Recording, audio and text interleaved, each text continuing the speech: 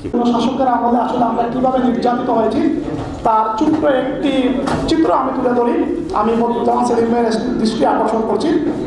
2018 সালের নির্বাচনের কয়েকদিন আগে 27 ডিসেম্বর আমি যখন সিলেট শহরে আমার জেরি তারা বাসায় শুয়ে আছি, ঘুম থেকে উঠে দেখলাম তৎকালীন এমপি সিলেট তিনের মাহমুদুজ্জামান চৌধুরী পালবাড়িতে উনি নিজে ইচ্ছাকৃতভাবে মোটরসাইকেল দিয়ে কিছু ছেলে তুলে এনে ওনার অফিসে ককটেল ফুটিয়েছেন, আগুন করিয়েছেন, পুলিশ চলে গেল, সেখানে লাইভ হলো।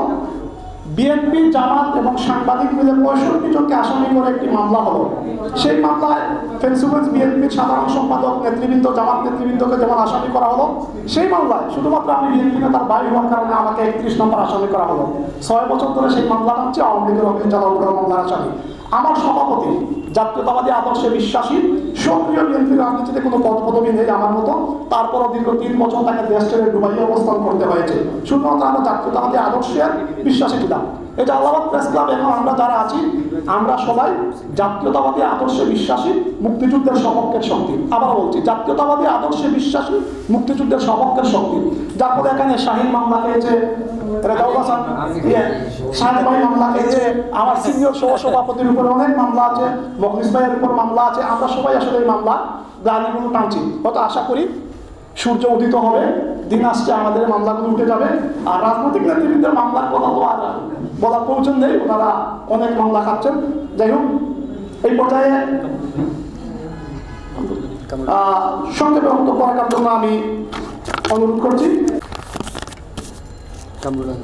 কামরুল হাসান ভাইকে, সাধারণ সম্পাদক সিলেট বিভাগীয় রিপোর্টার্স ক্লাব। তারপরে আমরা আসলে আমাদের আমন্ত্রিত অতিথির কাছে বক্তব্য চলে যাব।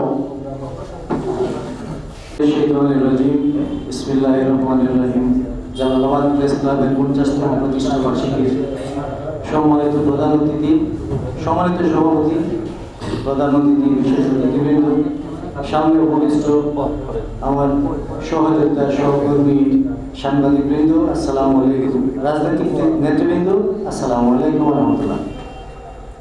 আসলে এখানে আমার সিনিয়র ব্যক্তিত্বরা রয়েছেন, বক্তব্য দেওয়ার কিছু নেই, বক্তব্য বলা শেষ।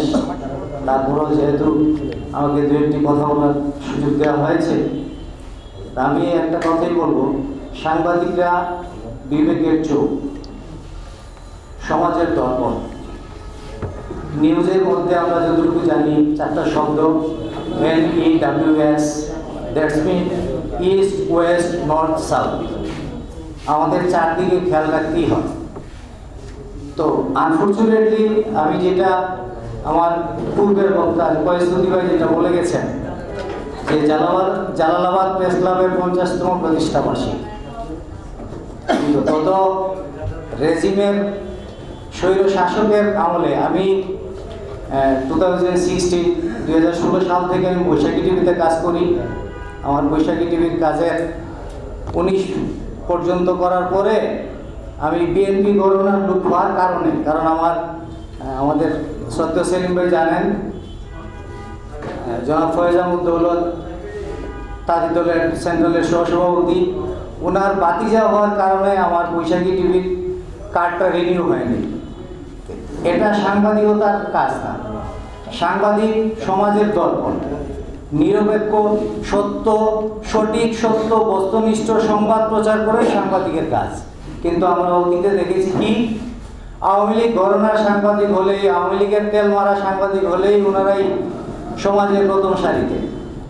অনেক সময় আমরা অত্যন্ত পরিতাপের সহিত বলতে হচ্ছে যে ডিসি অফিস, জেলা প্রশাসক, বিভাগীয় কমিশনার যে কোনো প্রোগ্রামেই আমাদেরকে হেয় প্রতিপন্ন করা হতো। কারণ কি? কারণ হলো বিএনপি গণনার লোক বলে।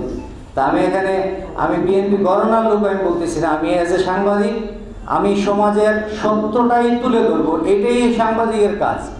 আমি যতক্ষণ আমার আত্মার ভিতরে আমার রূহ থাকবে, আমি সমাজের সত্য, সত্যকে সত্য, মিথ্যাকে মিথ্যা, এটাই তুলে ধরার কাজই হলো সাংবাদিকের কাজ।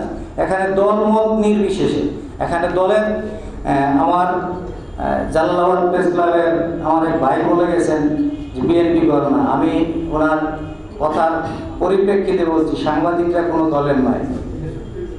সাংবাদিকরা নির্দলীয়, নিরপেক্ষ, সত্য, বস্তুনিষ্ঠ সংবাদ প্রচার করে সাংবাদিকের কাজ।